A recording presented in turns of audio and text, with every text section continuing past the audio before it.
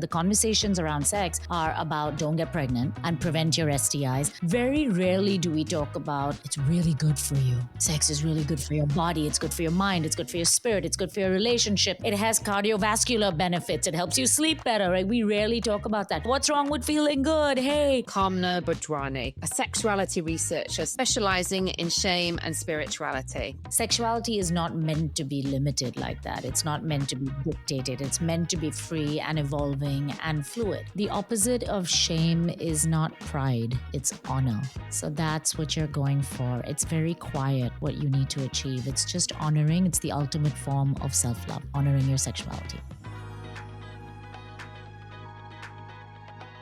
I've been looking forward to having this conversation for weeks now because it's such a fascinating topic to talk about, and especially the way that you approach it, and especially the AI and the technology that you're really starting to explore in further detail. But let's start at the beginning. You've studied sexual shame across different cultures. Can you help us understand a bit more about sexual shame and actually how it manifests in our life? I started studying sexuality. And what was interesting to me is that as soon as like a month into my formal explorations, this idea of shame kept popping up. And it was like, of course, that's the elephant in the room. Whenever we talk about sex, whether you talk about it at an individual level, whether you talk about it in a relational context, even in a business context. And I can give you a gazillion examples of how shame around our sexuality is so embedded in our various systems, whether it's healthcare, whether it's education, whether it's our societal and behavioral norms. So I was actually a little surprised that we weren't leading with shame. So, as a lifelong entrepreneur, I was like, right, let's get to it then. So I did go back to school during the pandemic and I studied sexual shame more formally. And so I'll just give you some quick sort of academic frameworks so we can refer to the same concepts as we're going forward. So sexuality to me is way bigger than sex. Sex is one piece of the pie. I always say sexuality is your relationship to your body. It's your sexual orientation. It's your gender identification. It's the things you desire, the things that turn you on. It's things like consent, social justice.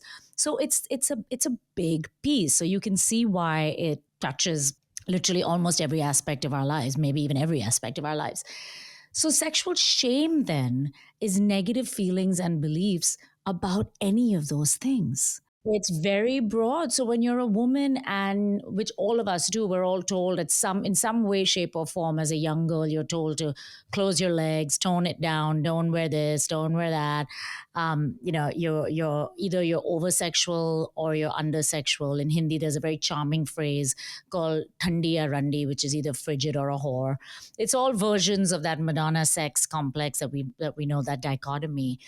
But what was really surprising to me was two things when I started studying it. One is how much shame men carry. And that's a big part of my work now. And also the piece that you referenced earlier is how similar we are across cultures, more than we think, when it comes to how our sexuality has been turned against us in many ways, for control, for judgment, for division. Yeah. And you mentioned men there. What are the differences that you find with sexual shame between men and women?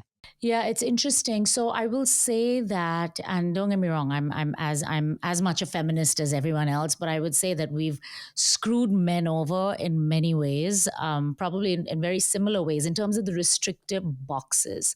So male sexuality has, and this I get from my own my coaching practice, from the qualitative research that I've done, as well as from the academic research that's already published. Male sexuality has been put into a very specific box around, I call it performative metrics, right? How big, how long, how many. From a young age, boys are told if you're not having a lot of sex very quickly, like, are you even a man? Men have this idea that in order to show and demonstrate their masculinity, they have to have a big penis and they have to hurt. They have to really crush the girl, like it's in the language. And a lot of men today, when we talk about this pushback against toxic masculinity, those are the things that they're pushing back against. Like, why does my sexuality have to be linked to my penis size? Why is it about numbers? Why can't it be around the intimacy? Why can't I cry? Who says boys don't cry? So again, it's much more than just about the penis and the vagina. And when it comes to women, what are the main topics and themes that are coming up? I mean, we're for women again that how much is enough and it's never enough sort of thing has really we all buy into it. We see it in college. Women, when young girls come to college, they self sexualize in a way that boys don't. You know, it's low cut tank tops. They automatically are feeling like they go out. They have to go out and put themselves out there. But it happens way before that, and frankly, they don't make any sense, right? Because you're told you should not be, you shouldn't. In many cultures, premarital sex is frowned upon, but then when you come into a marriage and you're suddenly like, oh my god, missionary with the lights off for the rest of my life sounds terrible, but you don't have the tools and you don't have the dialogue, you don't have the conversation. Women often won't even share their most intimate questions with one another. We're seeing that shift now. The whole conversation around perimenopause and sexual wellness. When I said healthcare systems earlier, I mean, most women will say, I'm too embarrassed to tell my doctor that intercourse hurts me. And it's a simple fix. It's sometimes it's lube, sometimes it's an estrogen cream, but we're not even equipped to having those conversations. It's crazy.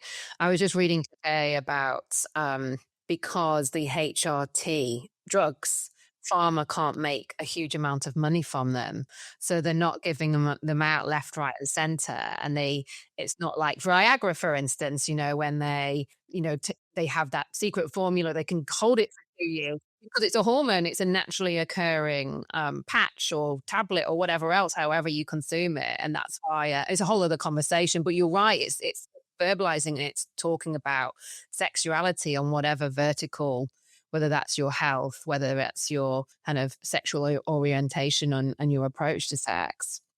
Well, I mean, the don't get me started on medical interventions for sex and sexuality because it is, like you said, it's a whole other conversation. But I will tell you something that's really interesting that I feel like more people should know. There is a very clear link between SSRIs, antidepressant drugs, and sexual dysfunction. Very clear. It's so clear that it should be on the labels. So I'll have a lot of people being like, "Oh, my libido disappeared. I was having a hard time getting to orgasm once I started getting on these specifically SSRI antidepressants." And I took an entire class on this. In fact, I hijacked an entire class and studied it. But it's the sort of thing that we should just know. It should be out there. It should be on the warning labels, but it's not. I know, because that's another repercussion. You may be treating anxiety, depression, whatever through those drugs, but then you've got other things to deal with on the back of that. And it's like, where do you stop and where do you start with all the interventions and drugs? Yeah, yeah. I mean, and that's where, and we'll talk about this more, that's where personal agency and information is key. Conversations like this. Yeah.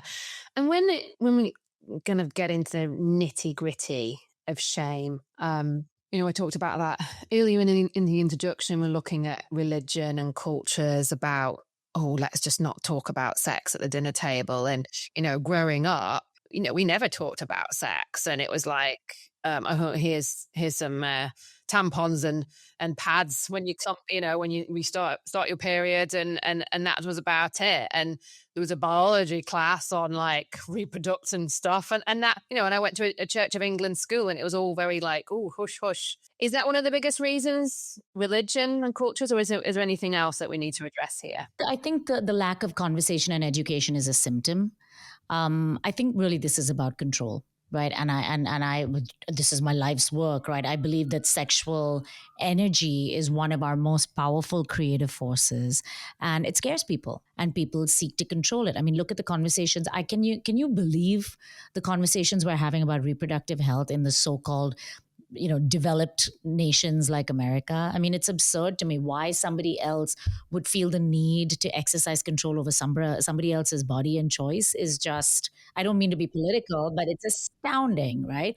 So it's all versions of the same thing. And I mean, yes, um, religion is a big culprit across the board. Most major religions of the world have some pretty punitive and restrictive ideas around sex and gender roles.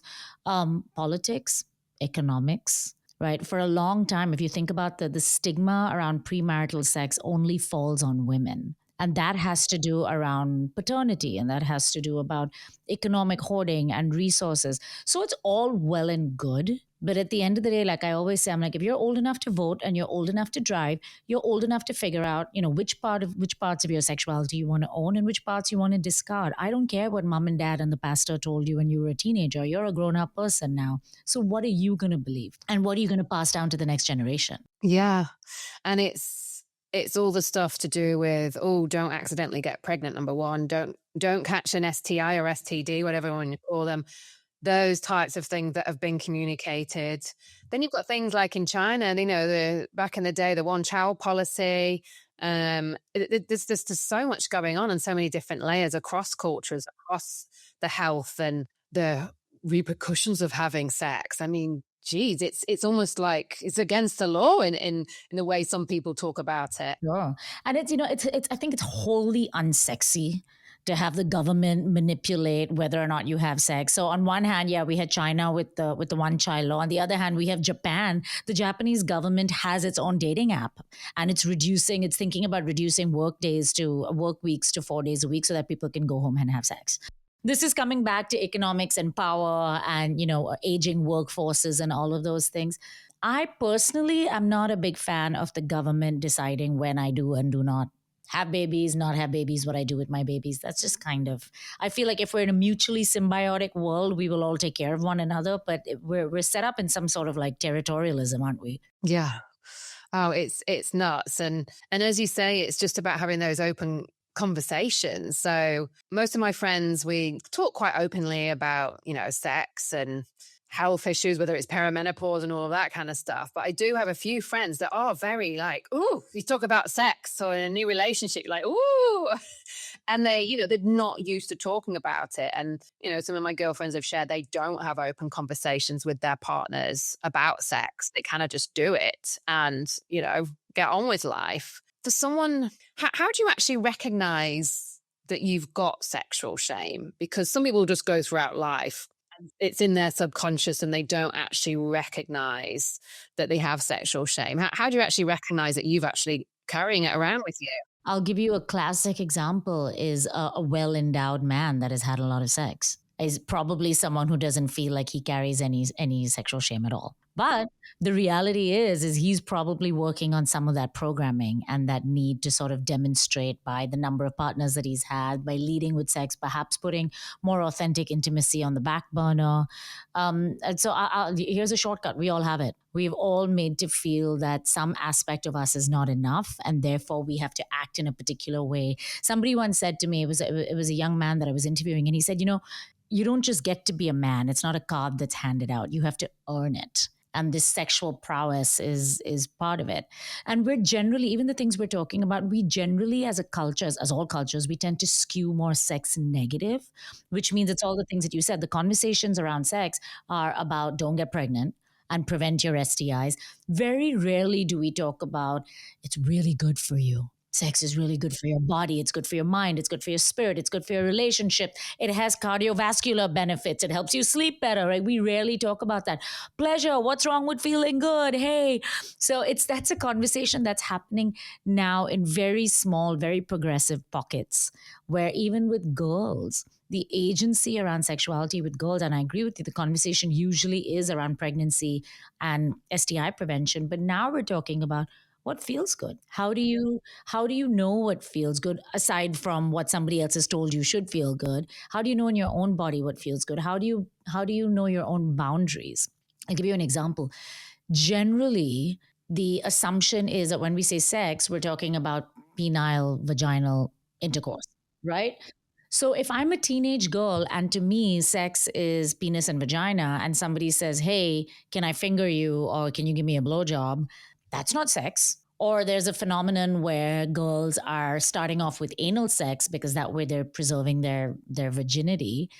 So these conversations have to take place within and amongst peer groups, amongst friends, so that you can at least understand what your own boundaries are and you can have more agency in your own sexuality. That's really what I'm trying to drive for here. Yeah, no, absolutely. And quite often some of our first experiences with sex. So awful. It's just like, oh, I remember the first time with my boyfriend when I was, 17.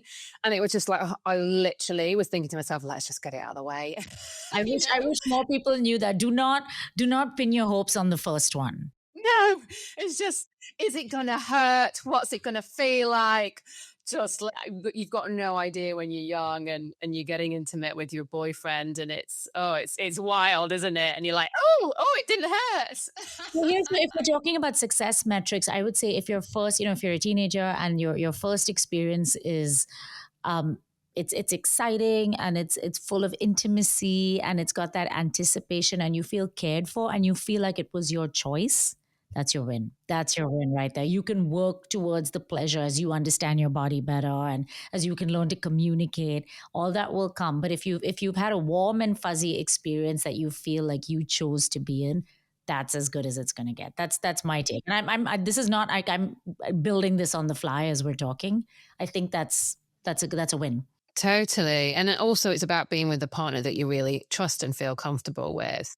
Even in older age, in midlife, safety with your partner. And that's what I always say, what happens in the bedroom is a direct reflection of what happens outside.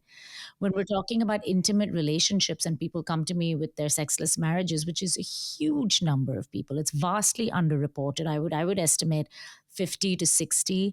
Part of it is that whole our bodies are changing and we don't want to talk about it. But part of it is also if you think that you're going to get away with resentment and disconnection and deep prioritization of intimacy in your relationship and suddenly everybody's going to be having great sex, I mean, you're watching too much porn most likely and and not understanding the concept and the context that is required. If you love PSI Love Me and want to dive in deeper, then join the Evolve Woman, my 8-week online coaching program, which will take you on a transformative journey of self-discovery, fulfillment, and to find the joy and love you so deserve. Check out my Instagram, Linda Williams Coach, to find out more.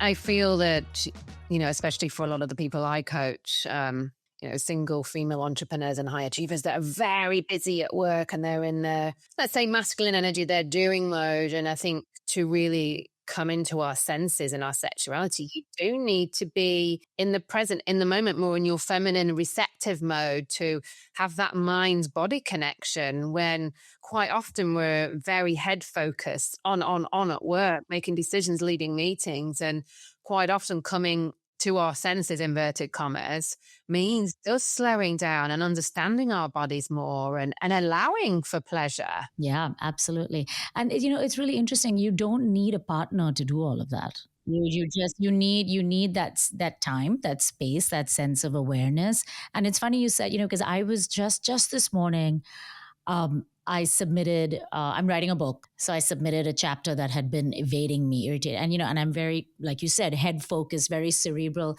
And I sent it over to my agent and I said to my brain, I was like, oh, I love you. Like you always come through for me. And in that moment, something said to me, all right, now this is done. Make sure to take care of your heart. Something actually said that to me because I don't actually say very often to my heart, like, oh, I love you. Like, thank you. And frankly, as smart as I am, I think my heart is my is my best. It's the way I love is really my most redeeming quality. So it's just making space for all of that. Absolutely, that's such a good point. Using your head brain, your heart brain, your gut brain, honoring all of those three. Yeah, and your beautiful genitalia that gives you so much pleasure and is so sensate and so alive. What's wrong with that? I know. And I think, as you were saying before, sexual wellness has come on in leaps and bounds. Mentioned vibrators earlier, and you're like, let's get into that. But, people like Gwyneth Paltrow and Goop talking openly about vibrators. It's becoming the norm to talk about sexual pleasure and masturbation as being normal. Yeah, I mean, it is. It should be. It's good for you. I mean, the urban myth of how in the 1800s women would be called. They'd be what's the word? Anyway, doctors would prescribe. They would say that they have hysteria, and then they would bring them to orgasm in order to release the hysteria. I don't know if that's. I think it's folklore, but it's a great story. It's a great story. So of course the story is that's why the first vibrator was developed because all these doctors had overused wrists from bringing all these women to orgasm. Oh my God, I love it. That's It's a good hysterical. story. We're going to keep it. We're going to keep it. I love it. That's so good. And speaking of tech, tell me a little bit more about a lot of the studies that, and a lot of the research and studies that you've been doing in AI and other interventions that's potentially changing our relationship with intimacy. Yeah, I mean, I got to say, I'm a little pissed off with the whole AI revolution because I was on a really good track getting people to think about their sexuality and sexual shame and sex and spirituality. And then now all everybody wants to talk about is AI. And I understand with good reason. It's brand new technology. It's technology that we ourselves don't know what the end game looks like. Because I sit in Silicon Valley and the technologists, the honest technologists are the first people to be like, yeah, we don't really know what we're building. We don't really know why it answers certain things, that sort of black box. Yes, which it should be. It should be something that we should keep an eye on and be concerned about. But I'm also, I'm an optimist when it comes to technology. I think as long as we keep the conversation open and we keep the cons and the pitfalls in sight, we can absorb and integrate well. So yes, I mean, in terms of AI, the things that are very hot right now are, AI powered vibrators and tools. Which I love because they just give you more information about yourself, right? So they're drawing from large patterns of data, and then they're connecting to your biometrics, etc. So they just give you a really good sense of when I have an orgasm, for instance, my heart rate eventually settles, things like that. It's just really good information. The other thing in AI, of course, that's very hot right now is AI companions. Yes. Tell me a little bit more about that. Yeah, so it's interesting because I was in the news a year ago because I had an AI boyfriend. A sexologist has AI boyfriend. Of course, that's going to make headlines. And I was doing it partly because I was single and I was like, why not? But also because I knew this was the new wave. So it comes down to this. It comes down to two things. It comes down to language. And that's what this new wave of AI does, right? It lets us process language in a way that you don't need to code to communicate with the machines, right? The two main things that have now come into play here is the language piece, where you can now communicate with computers. You and I, lay people, we don't need to code, and the computer will talk back to us in a human way, with nuance, with humor, with cultural sensitivities, etc. That's new. And then the access to data. So what people are finding is that it's very easy to fall into a trusting, intimate relationship with something like ChatGPT. And that's not even talking about the various platforms out there that are specifically AI companion apps. So there are a bunch of them. There's Replica, there's Know.me, there's Character.ai, and each of them lets you do a different thing. Some of them you can literally develop your AI companion to look like, I don't know, your favorite movie star with horns and maybe with a yellow beard. Like there are no limitations. And then others like Know.me tend to stay more in the human realm. So the sky's the limit in terms of what we can devise and what we can create in the digital world. Now, as of just a few months ago, there were already tens of millions of people around the world engaged with these various platforms and in what they call steady and fulfilling relationships With an AI with boyfriend an or AI girlfriend. companion. And I know let's call it companion because they're forming friendships. They are some are lovers, and there's a sexual component to it. There's a romantic component to it. Sometimes people are replicating deceased loved ones by training their LLMs. So when I say there are no limits, there are literally no limits. Now, what does that mean for us as human beings, right? One is we have to be concerned about these blurred lines, in the words of Robin Thicke, because, for instance, take ChatGPT, and your ChatGPT, as of yesterday, was my personal assistant. Today is my romantic companion. Tomorrow is doubling up as my deceased father, and then is also going to be my therapist. There's definitely some ethical concern. I certainly have a lot as a social scientist. So that's one thing to look out for. The other thing is researchers in this area are very concerned that we're going to have short term gain. Like it's really fun to have a long conversation with ChatGPT about my relationship, or people upload text exchanges with their partners and have ChatGPT guide them. That's all fine. Two concerns. One is the AI systems are not perfect and they have their own biases. So you could end up, again, coming back to that sex negative. There are a lot of gender stereotypes. Women in the AI world are still tend to be quite submissive. And so AI will reflect what's in the main, in our collective consciousness. So we have to watch out for those biases and stereotypes being reinforced. The other thing is we are seeing, while AI in the short term is helping with loneliness, it's also causing some social isolation, right? Especially because in teenagers, for instance, very vulnerable population in this space, talking to an AI girl that's always there and always nice to you is so much easier than these challenging creatures in real life. Yeah, especially the teenage years. Exactly. So those are the things that we're beginning to see, that researchers like myself are beginning to call out. So I write a column for Psychology Today called Becoming Technosexual.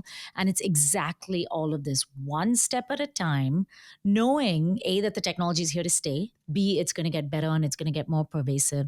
What do we need to know in order to integrate and engage with it more carefully, more consciously, in a more pro-social way? But what are the other downsides to having AI companions? Obviously, the social isolation, but you're not getting that, you're not getting all the hormones that you would normally get through social connection, the oxytocin that you get from hugs, and all those hormones. We talk about the hormones that you release with sex, whether that's sex, personal pleasure or with a partner.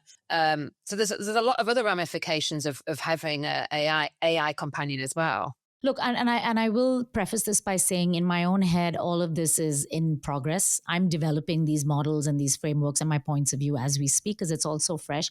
My current take is that the bar is, it's better than nothing. So if you don't have human companionship, you don't have access to human companionship, you don't have a therapist or access to counseling, because it's hard, it's expensive, etc. All of those things. Then you're right now, AI is better than nothing. On the touch pieces, I'll now play devil's advocate. I mean, there are some tremendous, what we call teledildonics, that are integrating AI with VR and AR, and soon, the robots are on the market. So that touch piece, I feel like we're going to solve for pretty quickly. Like, there are already, I'll give you an example. There are tools, male masturbators, that you can put on your penis, and then you can connect to either your AI companion, or you can connect to your favorite pornography. So you can actually have that physical feeling. Is it human touch? No. Can we replicate the neurotransmitters and the biological experience? Potentially. Can we replicate the spiritual experience? I don't think so. And what about, I mean, birth rates? It's definitely going to set birth rates, which are already decreasing in a lot of countries around the world. Yeah, I love this conversation because I'm sitting, and I got to tell you, I'm the girl that's been hiding from politics for the last 45 years of my life because it drives me bananas. But here we are, as I said earlier, right? Economics, politics, it all comes together. Evolutionary biology. Um, I believe we're at a point where we still have power and agency. So, do we want to protect and propagate the human race? Then we need to do better with one another, I think, because we can certainly move into a world in which there are more robots than human beings. We're already looking at numbers like, I think it's going to be 1 million robots in mainstream society by 2030. It's around the corner, 1 million units being deployed. Um, and that's fine. And as we continue to constrict down on women's liberation and women are becoming more financially independent, I don't know about you, but I'm perfectly happy to take my ovaries and protect them and not have babies in a country that's not going to take care of me, and in a society that's not going to support me. I mean, mothers are still making something like 60 cents to the dollar. Like, where's the value proposition in all of that, right? On the other hand, men, because of this rise of more conservative and I would say more misogynistic influencers and the leaders that we see on the global scale, are beginning to think about, oh, my legacy has to include babies. So there's a massive disconnect here. And technology can certainly fill that void. We can certainly be looking at artificial wombs, et cetera, et cetera, et cetera. Or if we want to have, I think if we want to have a more balanced and we want to have a more harmonious existence, then we have to turn to one another first and do better. Agree, because it's already quite a disconnected world as it is. Tech is making us more and more disconnected. COVID has made us more disconnected. A lot of us are working from home these days, and can be remote and not see people for 3 or 4 days. So it is getting towards that stage, and AI is it's developing at a rate of knots. I mean, Well, can I push back there? I don't know if tech is making us more disconnected or if tech is simply pushing us in directions that we've chosen ourselves. And this is my new question: is technology just the scapegoat? Because we saw it during COVID. We saw how much we yearned for connection.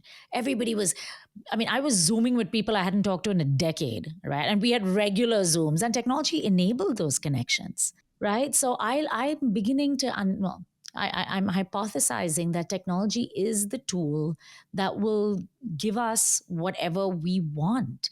So if we want to use technology to get to know ourselves better and to connect better with one another, that's what AI, VR, robotics, all of us will enable. But if we want to be more disconnected, if we want to be more angry, if we want to be more misogynistic, if we want to create tools that separate us, that divide us, we're going to get that as well. no, you're right. And really it's about being quite conscious about it all, being mindful about it all, being aware instead of kind of going along like with everyone else and doing it because everyone else is doing it. It's being conscious about what's important to you and your values and how you want to operate in your life, and what, as you were saying before about legacy, what legacy do you want to leave? What are the most important things in your life when you're on your deathbed and you're looking back? Was it the connections you had? Was it the amount of money you made? Like, what legacy do you want to leave? And it will be 9 times out of 10, it'll be the experiences and connections that you had with your partners, your friends, your family, your kids. Yeah, I don't think anybody's going to be like, "Oh my god, I'm so happy I had 1 million followers on their deathbed." I don't know. Maybe that will be the new metric. I don't know. But that's excuse me. That to me, Linda, is the spirituality component of my work, right? That self-reflection, that self-knowledge, that self-honoring. I mean, we have to distinguish, especially in the context of sexuality, we have to distinguish spirituality from religion, because that's where so many people got their shame and they got their, that those constrictions. But spirituality really is about self knowledge, self control, self guidance. And I would say, I not control, self regulation, right? Everything in moderation, including your relationship with technology. And how do you combine sexuality with your kind of one-on-one sessions and your workshops? Talk me through how you can progress people from sexual shame into more liberation. Yeah, I mean, so for me, because I'm a sexologist, the conversation is around sexuality. It's more the other way around. It's showing people that their relationship with their sexuality impacts the rest of their lives. It impacts how they interact with the world. It impacts how they show up at work. It impacts how they communicate their needs and their boundaries in relationships. And it impacts how they love and honor themselves. So it's really sexuality is the lens through which we really talk about how are you moving in this world. And it's pithy, but people say how you have sex, how you live. So if you're not having sex, I'm like, oh my god, are you dead? You might be. And again, but you have to think about the fact that sex is much more. Like I said in the beginning, it's much more than just that very heteronormative penile vaginal. We're talking about one of my favorite books is by Thomas More, who was a monk, and it's called The Soul of Sex. And he's talking about living art, living life as love. And that means things like cooking, touching things, smelling things, using all your senses. I mean, that's all sexual energy. So it really doesn't have to be in contrast to anything else or in contradiction to anything else. It's so interesting you say that, because people don't realize when you come to your senses, smelling, touching, feeling the sun on your skin, the wind in your hair, being in that present space to just feel, that's when you're becoming grounded to oneself, and can really start to feel and look inwards. Yeah, and this is the balance piece where you and I both referenced earlier how we are very cerebral, and really having to push that energy down. And it's intimidating if this is all new to you, but the gateways are quite simple. It's breathing. It's putting on a guided meditation on YouTube and just being still for like 10 minutes, and beginning to understand what that feels like. And that's why it's called a practice. It's not a one and done by any stretch of imagination. We're all continuing to grow and evolve wherever we are in this space. And so when you work with your clients, where do you begin? It depends on where they come in. Sometimes it's a relational issue. Sometimes I don't work with couples. I only work with individuals because to me, sexuality is an inside job. You got to sort your own shit out, and then you can take it out into the world and do whatever develop the right tools for it, whatever. Buy the right vibrators. So it is again using that. So for instance, one of the exercises that I do is called sexual scripts. And it's very easy. It's just kind of taking all the things that you think you believe around sexuality. Good girls don't initiate sex. Having more than fill in the blanks, having more than 5 partners means that you're spiritually depraved. Whatever it is, right? Men should always initiate. A penis is always hard. Whatever, right? Whatever it is, and you just go through those, and it's 2 steps. The first step is whose voice is that? Is it my mom? Is it my dad? Is it an early teacher? Was it a friend? Was it somebody's idiot brother? Like I'm always beating up on the older siblings because somebody is teaching sex education when they had no business doing that. So who taught you that? And I get that in our teen years we're sort of in this, and early adolescence we're in this train to conform and to check all the boxes and to make other people happy. But if you've come to me usually in your 30s, 40s, 50s, you can now excavate whose voice is that?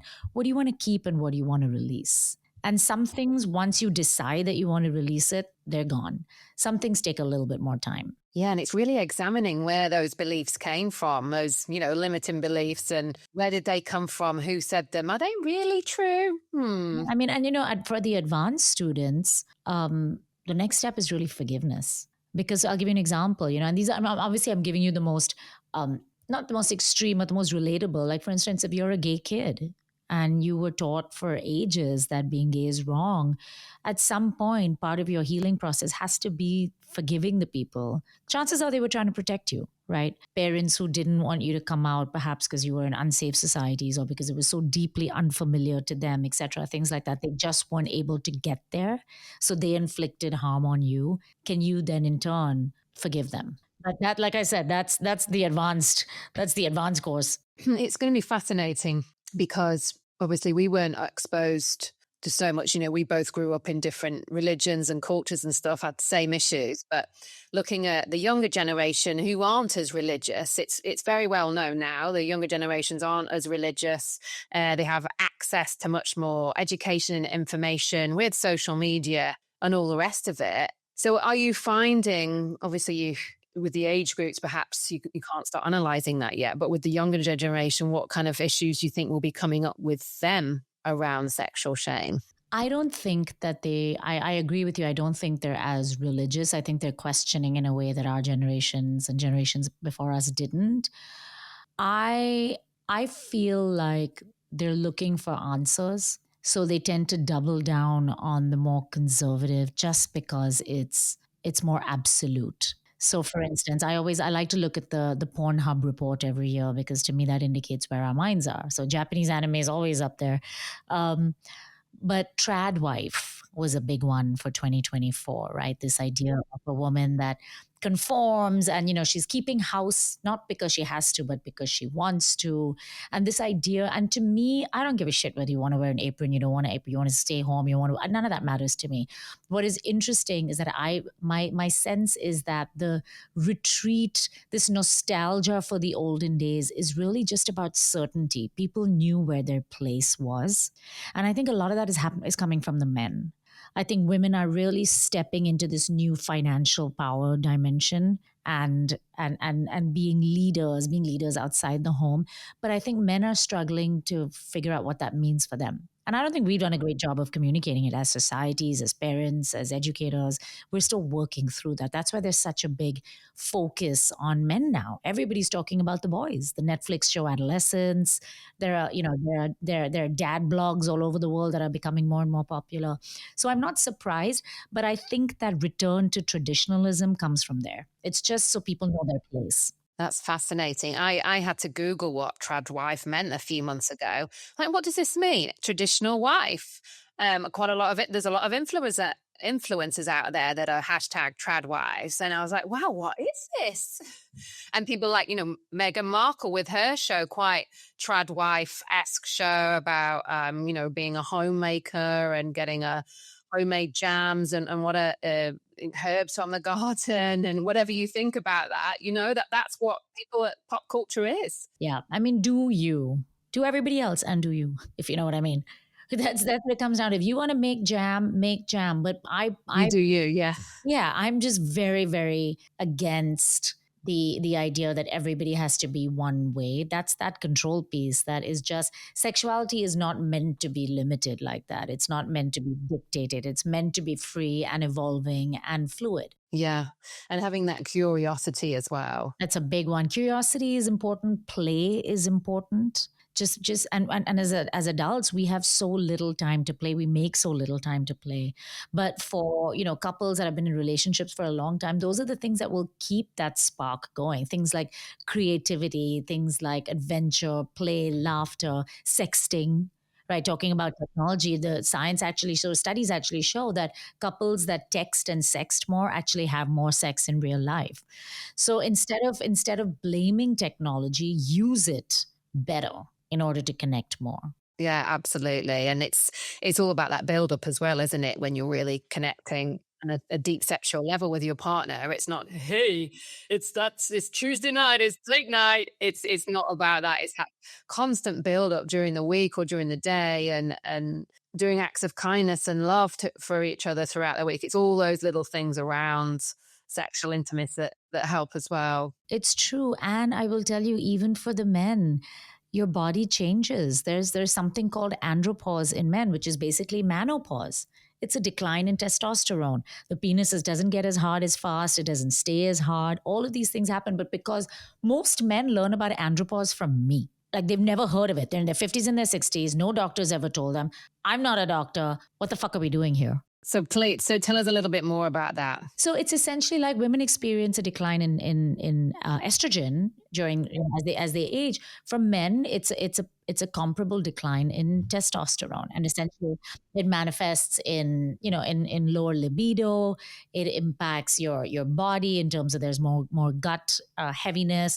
Muscle density is declining. Remember that we're living a lot longer than we have in the past, so we're dealing with these experiences more than we ever have before.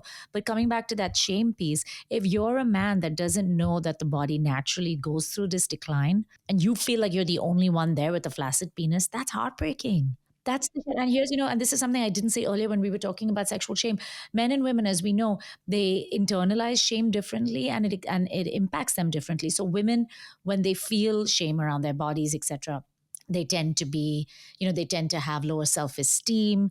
It impacts them in their relationships, and it can lead to anxiety and depression. In men, it manifests as isolation. They shut down, right? Because who are they going to go up to and say, hey, you know what, this is actually, my body's not working the way it used to. Oh my God, there's something wrong with me, right? It's substance abuse. So we see social isolation, we see substance abuse, and in some cases we see more hostility and violence towards the women in their lives. So let me say that again, right? So when a man feels shame around his body, there is a study that shows that he's more likely to be violent and hostile towards his female partner. So this is really a social issue that we need to pay more attention to. Yeah, that is quite a shocking research. And not to say that it's always, any man who feels shame is going to go out and beat his wife or whatever, but there is a correlation here. When you feel bad about yourself, you act out. We all do. Yeah. And the pressure as well. I think pressure around climaxing as a man or a woman as well. And that just adds extra layers to it all. And what the levels of pressure and the boundaries that we put on ourselves as well, and having to do it in a certain time, or else all the other person will think that they're not performing or enjoying themselves. So it's so complex, and we can talk about this for hours. Yeah, it is. And there are some beautiful books out there. That's the thing, is I think the education is just, it's one click away, but we're just coming to this now. These are things, frankly, I think we should have been taught in our teen years. But like you, I went to a Catholic school where they told us masturbation was a sin. And I was like, I'm out. Like, I don't like, that doesn't sound right. So we're all playing catch up in our 40s and 50s. Absolutely. So tell me what's next for you. You've got a book coming out soon. Are you allowed to share that with us? Yes, I mean, I hope it's soon. I'm working with my agent right now. It's going to be about all the things we talked about. It's this sort of sex, tech, and spirituality umbrella. I just finished the first episode of my podcast, which is the first season of my podcast, the first 10 episodes, and that's called Sex, Tech, and Spirituality as well. And that's on my website. So more podcast, more book. I do a lot of speaking around the world. I'm going to be in Singapore. I'm going to be in India. Hopefully, I'm going to be in London. So, and of course, all parts of the US. So that's really interesting. I love having those interdisciplinary conversations. I love sitting in a room with a technologist and a VC and a philosopher and another social scientist, because I think we're at a point, like I said earlier, where I think we're still in the driver's seat. We may not be a few years from now, but we're still in the driver's seat. So if we can manage to overcome our egos and our hesitation and our discomfort around these topics, I think we can build better tools. Yeah. And for people that want to find out more, because I think it's incredibly fascinating, this intersection that you're researching and bringing to light. Is it your Instagram account or website? Where can we go to? Yeah, I mean, everything is Kaamna Live. That's Kaamna. Kaamna Live. Kaamna means desire in Sanskrit, so that's a little fun trivia. It's too easy. It's just too easy. So Kaamna Live on Instagram. A lot of the tech work and the intersection around there you can find on my LinkedIn. The podcast is on my website, which is kaamnalive.com. And yeah, I mean, you're welcome, Linda, to put my contact information out there, and your listeners are welcome to reach out to me directly. Absolutely amazing. And as we wrap up, if there's one thing that you want to leave people with today after this conversation about our sexuality, what would that be? The opposite of shame is not pride, it's honor. So that's what you're going for. It's very quiet what you need to achieve. It's just honoring. It's the ultimate form of self-love, honoring your sexuality. Absolutely. Honor and respect. I absolutely love that. Thank you so much. It's been a pleasure to have you. I've loved deep diving into this fascinating topic, and I can't wait to read your book when it's out. Ooh, me too. I can't wait to finish writing it.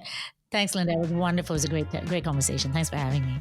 That's it for today's episode of PSI Love Me. I hope you've learned some interesting nuggets to weave into your everyday life to feel a little lighter, brighter, and inspired. If you loved today's episode, be sure to subscribe, rate, and leave a review.